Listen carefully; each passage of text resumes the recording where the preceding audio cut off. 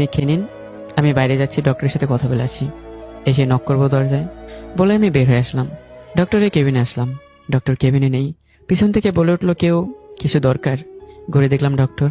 কি হয়েছে ওনার? পরীক্ষা শেষ হয়নি? আসলে ওনার অনেকগুলো রোগ ধরা পড়েছে। শরীরে ব্লাড কম, ব্লাড প্রেশার বেশি, তাই শরীর দুর্বল হয়ে যায় একটু পর পর। আর ওনার ব্লাডে ইনফেকশন ধরা পড়েছে। এখন আর সমাধান কি ওইটা বলেন। আপাতত ব্লাডের ব্যবস্থা করেন, আমরা ওনাকে স্যালাইন দিচ্ছি। আর আমার মনে হয় না ওনাকে অপারেশন করে কোনো লাভ হবে। ব্লাডে ইনজেকশন এটা আস্তে আস্তে শরীরের রক্ত নষ্ট করে ফেলবে। তারপরও হয়তো অপারেশন করে কিছুদিন বেশি বাঁচানো যেতে পারে। আপনি অপারেশনের ব্যবস্থা করেন, টাকা পয়সা নিয়ে ভাববেন না। আর ব্লাড গ্রুপটা বলেন। এই যে রিপোর্টের ফাইলটা এখানে আছে, আপনি দেখে ম্যানেজ করেন। আমি অপারেশনের ব্যবস্থা করছি। ফাইলগুলো নিয়ে কেবিনের সামনে এসে নক করলাম। হয়েছে আপনাদের? আসেন। আমি গিয়ে বসে পেপারগুলো দেখে নিলাম। রক্তের গ্রুপ বি পজিটিভ। আরে আমারও তো বি পজিটিভই। কিসের পেপার এইগুলো? আন্টি রক্তের প্রয়োজন, বি পজিটিভ। আমার তো এ পজিটিভ। এখন রক্ত কই থেকে পাবো এত রাতে? আমি আসি তো, চিন্তা করবেন না। ডক্টর, রক্ত ম্যানেজ হয়ে গেছে। আমার রক্তে বি পজিটিভ, নেওয়ার ব্যবস্থা করুন। আচ্ছা, আপনি কেবিনে যান, আমি আসতেছি। কেবিনে এসে বসলাম। রক্ত জোগাড় হয়নি? হয়েছে, একটু পর ডক্টর নিয়ে আসবে। আচ্ছা, আপনি আমাদের জন্য এত কিছু কেন করছেন? নিশ্চয়ই কোনো চিন্তা আছে আপনার মনে। হ্যাঁ আছে, বললাম না চাঁদের গায়ে দাগ লাগাতে নেই। আমি চাঁদ খুব ভালোবাসি, চাই না আপনি আবারও কোথাও অর্থের জন্য দাগ লাগাতে চান। এর মাঝে ডক্টর আর নার্স কেবিনে ঢুকতে দেখে নাবিলা কিছু বলতে সেও বলতে পারলো না। আপনি শুয়ে পড়ুন আর হাত শক্ত করুন। ঠিক আছে বলেই শুয়ে পড়লাম। রক্ত নেওয়া হচ্ছে। নাবিলা আকস্মিক ঘটনায় সে যেন আকাশ থেকে পড়লো। আমার দিকে অবাক দৃষ্টিতে তাকিয়ে আছে। হয়তো ভাবিনি এমন কিছু হতে পারে। অন্যদিকে নাবিলা ভাবছে, এই লোকটা আমাদের জন্য এত কিছু করছে কেন? কি চায়? খারাপ লোক হলে কি এমন কাজ করতো? নাকি আমিও নাকি নিয়ে ভুল চিন্তা ভাবনা করছি? যে পুরুষ আমার সবকিছু পেয়েও আমার কিছুই করলো না, উল্টো আমাদের বিপদে এগিয়ে আসলো। ছি, ভদ্রলোক না হলে আমি অন্য সব 8-10টা মেয়ের মতো বেশি হয়ে যেতাম। এসব ভাবনা ছেদ ঘটিয়ে আমি বললাম, আপনি কোনো চিন্তা করবেন না নাবিলা, আমি সবকিছুর ব্যবস্থা করে দিয়েছি। আন্টিকে একটু পর স্যালাইন এবং রক্ত দেবে। আপনার ওনার সাথে থাকেন। আপনি আমাদের জন্য এত কিছু করছেন, আপনাকে ধন্যবাদ দিয়ে ছোট করব না। ছি, আন্টি তো কোনো ছেলে নেই। ওনার ছেলে থাকলে তো সেও এটাও করতো। আর হ্যাঁ, কোনো সমস্যা হলে আপনার কাছে তো নাম্বারই আছে, কল দিন। কিন্তু আমার মোবাইলে যে চার্জ নেই, বন্ধ হয়ে আছে সেই সন্ধ্যার পর থেকে। আচ্ছা এই কার্ডটা রাখুন, এখানে নাম্বার আছে, রিসেপশন থেকে কল দিন। আচ্ছা ঠিক আছে, আমি এখন যাই। আর আন্টিকে স্যালাইন দেওয়া হলে আপনি একটু ঘুমিয়ে নেন। আপনি সাবধানে যাইয়েন। আল্লাহ হাফেজ। বাই। হসপিটাল থেকে বের হয়ে চলে আসলাম।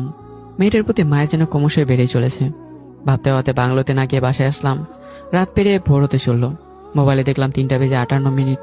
বাসায় ঢুকতে দেখি দরজা ভিতর থেকে লাগানো। আমি কলিং বেল চাপতে কিছুক্ষণ পর মা এসে দরজা খুলে দিল। ঘরে ঢুকতেই দেখি আব্বাও দাঁড়িয়ে আছে। আমি কিছু না বলেই উপরে উঠতে যাব, তখনই কয়টা বাজে এখন? মা বাবাকে থামিয়ে দিল, আর কিছু বলতে দিল না।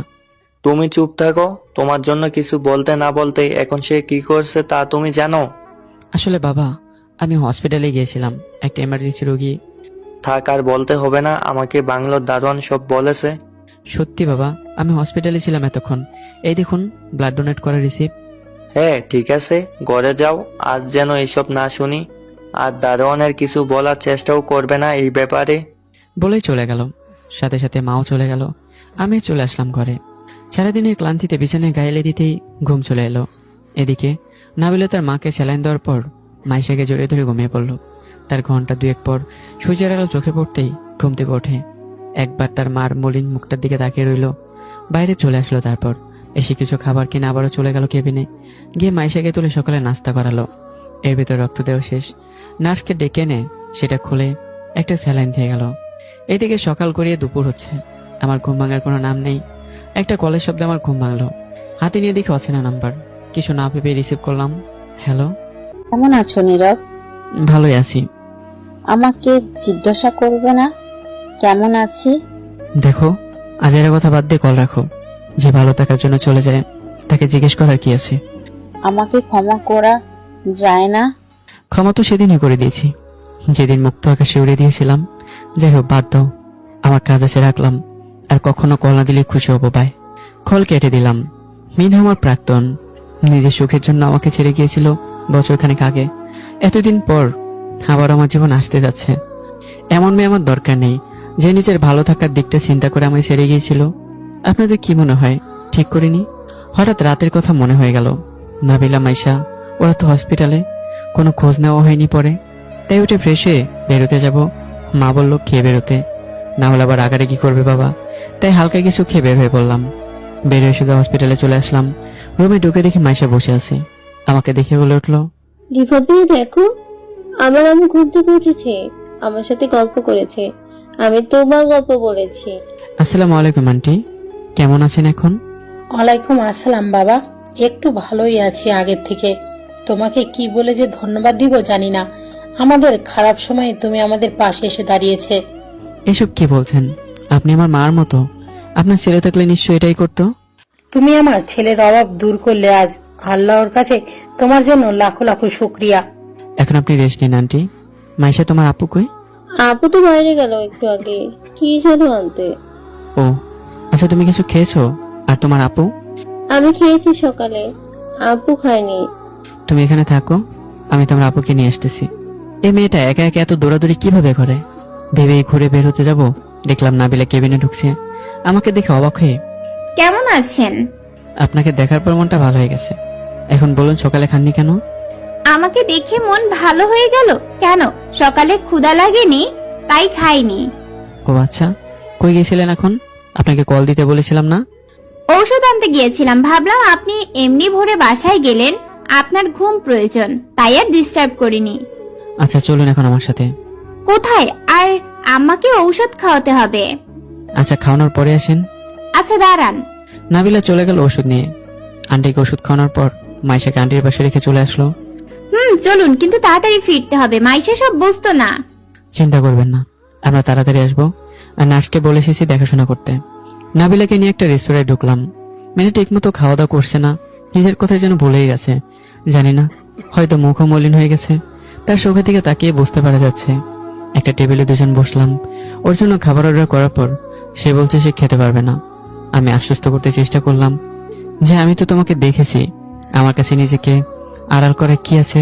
আর অনেক জোরাজোরিতে সে রাজি হয়, কিন্তু এখানে আরো মানুষ আছে, তাই এখানে সে খাবে না।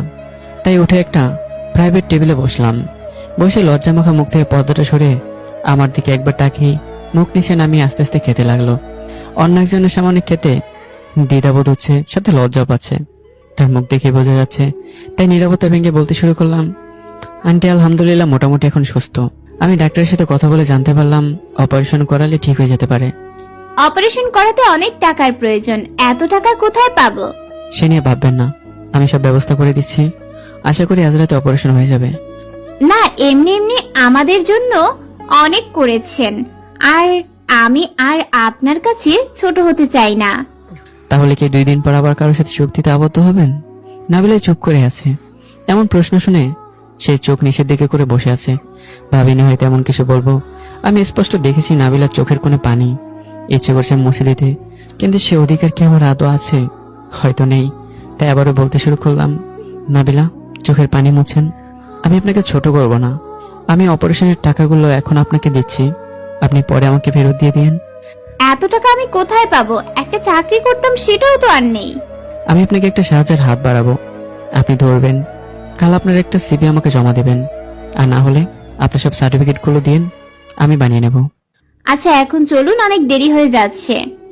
আপনি খাবারটুকু শেষ করেন, আমি আসছি। চলে আসলাম। এসে একটা খাবারের পার্সেল নিয়ে বিল পে করে নাবিলাকে নিয়ে হসপিটালে চলে আসলাম। কেবিনে ঢুকে দেখলাম মাইশা পানি খাচ্ছে। মাইশা, এই নাও, এটা খাও।